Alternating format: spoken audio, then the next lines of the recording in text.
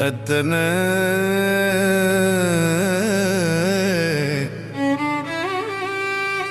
தத்தனதன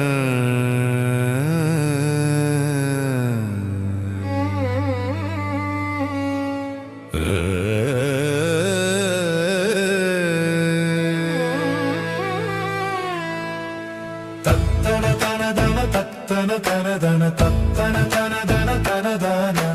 தத்தன தனதன தத்தன தனதன தத்தன தனதன தனதான